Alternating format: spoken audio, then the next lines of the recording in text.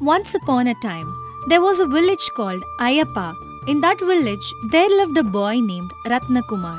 He was living with his parents, who were old in age, and he was making sure that he took care of them for their daily needs. One day, he looks at his parents and says this to them. Mother, I'll be leaving to the city right now. I want you to look after each other and take care of each other. I will go and find myself a job and I will come back. What is this, Ratna? You are our only son. If you leave us, what will we do? We will miss you very much. Mother, I'm not leaving you. I'm going to the city so that I can find myself a job. The income that we have right now is not sufficient for us. So, I will get myself a job and I will provide and look after both of you. For that, I should leave, Mother. No worries. You can do whatever your mind tells you to do. Make sure you go there and work safely. I also want you to make sure that you eat every day on time. Sure, Mother. Please look after yourself. Ratnakumar leaves his family and it goes away from his village. As he kept walking towards the city, he visited the beach. In the beach, he sees a fish that is outside of the ocean and it's struggling to breathe as it is outside of the water. Looking at the fish, Ratnakumar feels empathy for the fish. Ratnakumar felt so pity for the fish and thinks this to himself like this. Oh no, this fish is struggling for its life. Somehow it is outside of the ocean and it is unable to breathe inland. I should take this fish and put it back in the ocean where it belongs so that would save its life. He takes the fish from the ground and carefully puts it inside the ocean. As soon as the fish swam in the ocean, it moved around in happiness and joy. Looking at the fish, Ratnakumar becomes really happy. Thank God! I'm so proud of myself that I was able to save the life of this fish. I'm so immersed with the joy that I almost forgot that I have to go back to the city. Now I shall travel to the city. Right now I have to move from this place. Ratnakumar then travels back to the city. As he kept walking, he started hearing a voice from behind him that called his name.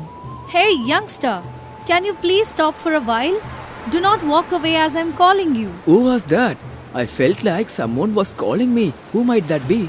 He sees a woman who was standing in the ocean. She was half immersed in the ocean and she was calling his name. Since he hadn't seen her before, he didn't know who she is. So he keeps walking towards the city. Hey, I'm calling you. Why are you not talking to me? How can you keep walking away when you've heard me several times? He was very surprised that this woman was calling him from the ocean. He then slowly walks back to talk to her. As soon as he looks at her, he says like this. Who are you and why have you called me? Listen to me, young man. I think you are unable to recognize me. A while ago, you took a fish and you put it in the ocean. That fish is me. And you saved my damn life. Are you the fish that I saved just a while ago? If that's the case, then how are you in the form of a human? I am a mermaid. I can transform myself into a fish and I can be a human being as well. As the mermaid kept talking to Ratnakumar, she gets out of the ocean to show her entire body. And when Ratnakumar sees her, he sees a woman whose the body is half human and half fish. Ratnakumar is unable to believe his own eyes. Perplexed by the entire situation, Ratnakumar looks at the mermaid and says this. Yes, I believe you right now. You are a mermaid. My grandmother used to tell me stories about mermaids when I was a child. But I have a question. If you are a mermaid, how come you did not use your power to save yourself? When you were in the form of a fish, you could have saved yourself, right? Then why didn't you do that? All my powers exist as long as I'm in the ocean. If I'm not in the ocean, I will immediately lose my powers and turn into a helpless fish. Is that why you suffered so much as a fish? Yes, young man. That is why I'm eternally grateful for what you have done for me. Therefore, I have decided to give you a special prize for what you have done for me. I don't think I deserve a prize for helping you. And also, I don't think any prize that you can give me is valuable, as I need to make a lot of money to provide and look after my parents. This prize is a shell. I appreciate your devotion to your parents, and I do not know how you will attain the goal of earning money. But this shell that I am about to give you will be valuable as you can hear any animal's language as they speak. I don't know how this will help you, but since you saved my life, I will give this to you, my young man. I accept your gift. If this object can help me hear the languages of other animals, then I will be more than happy to accept it. Thank you so much. After Ratnakumar received his present from the mermaid, he saw the mermaid swim back into the depths of the ocean. Ratnakumar then kept walking towards his city as he kept passing the forest. In the forest, he hears two parrots and he looks at them in awe. As he kept looking at the parrots, they were sitting in the tree. He said this to himself. Nice! Parrots talking to each other. Now I can see if the object that the mermaid gave me works or not. Ratnakumar takes the shell and puts it right next to his ear to hear what the birds are talking about. As he kept hearing, he hears their conversation. My dear, could you please tell me out all the animals in the world which one is the most innocent and noble? I would really like to know the answer for this. You have become so intelligent. You are asking me very complicated questions now. If you don't know the answer to the question, you don't have to tell me. I asked you this question because I thought you were knowledgeable. You are getting so angry. I know the answer to the question. Listen to what I'm saying. Tell me fast. I want to know the answer to the question. The world's most innocent animals are none other than the human beings. As he was using the magical shell that the mermaid gave him, he was able to hear the two parrots talking. But Ratnakumar was very amazed by the answer that the parrot gave. Ratnakumar kept listening to the parrot's conversation. How can you give me such a silly answer? Everybody says all the time that human beings are the most talented and gifted. How can they be the most innocent? The reason why I say human beings are the most innocent is because they think that they are intelligent themselves, but in reality, they don't know anything. For example, can you see that over there? Yes, I can see that. What is so special about that? There only seems to be water over there. Are you mad? In that pond, there is a stone.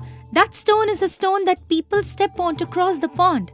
But in actuality, the stone is a golden stone that has several valuable attributes to it. But the humans have no idea about it. Now tell me who is more innocent than them? Now I realize what you said is true. These human beings only think that they are intelligent, but in actuality they seem to be so innocent. But why can't we just go fly and find something to eat? You're right, even I'm hungry, let us go. Ratnakumar had just heard two parrots talk to each other about a golden stone which was in a pond. After the two parrots flew away, Ratnakumar thinks to himself and says, Why are these parrots talking about human beings like that? But I don't care about that. Now I am going to go and get that golden stone from the pond. Ratnakumar then goes to the pond which was nearby and picks up the stone which the parrots were referring to. As soon as he wiped the stone for a while, he realizes that the stone is actually a gold. Once he understands that he has a golden stone in his hand, he says, What the two parrots were talking about was absolutely true. Now I'm going to take the stone and sell it and earn a lot of money so that I can look after my parents. Ratnakumar is really happy that he has a golden stone and he walks back to the city to sell it. As he was on his way, he hears crows screaming at each other. He then thinks this to himself and says, If I was able to earn so much from just listening to two parrots in the forest, I think I should also listen to what these crows are saying. He then takes the magical shell and puts it across his ear to hear what the crows are talking about.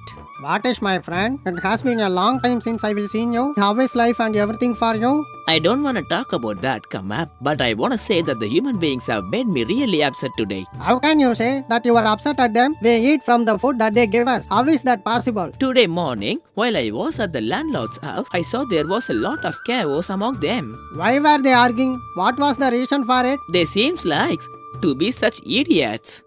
Come on.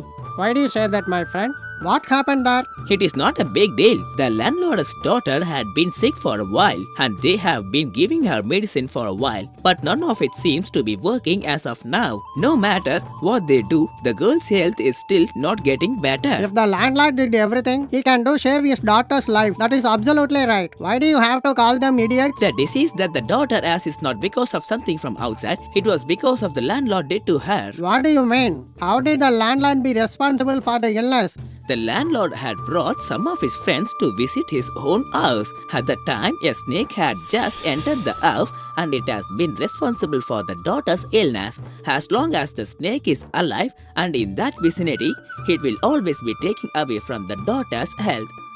Kumar listens to the crow's conversation and he understands that the landlord's daughter is sick because of the landlord himself. He then travels all the way to the landlord's house and visits him. And there are so many physicians around him. He looks at the landlord and says this to him. Sir, if you have faith in me, I would like to request you to please allow me to heal your daughter. As soon as Ratnakumar said that, all the doctors that were standing beside him started laughing. One of the doctors looked at Ratnakumar and says, What? You think you can actually save the landlord's daughter's life? Do you know who we are? We are the most accomplished doctors in the entire nation. How dare you come over here and disrespect us like this? You say that you are a doctor or what?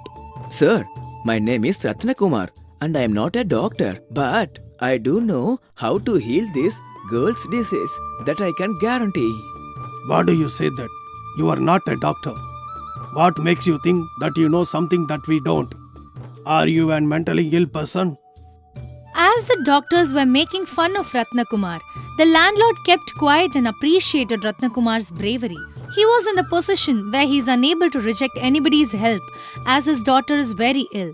The landlord looks at Ratnakumar and says this. Brother, I don't know who you are, but if you are able to heal my daughter's illness, I will make my daughter marry you, and then you shall be my son-in-law.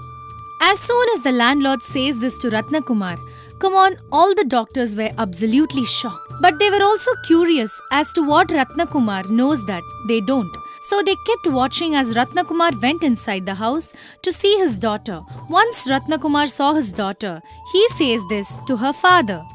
Sir, this is not a normal disease that comes from another life's curse that might have occurred around your place. I don't understand what you are saying. Another life curse? Please tell me if you know exactly what the cure for this. That is a snake which is on top of your roof and it is struggling for its life.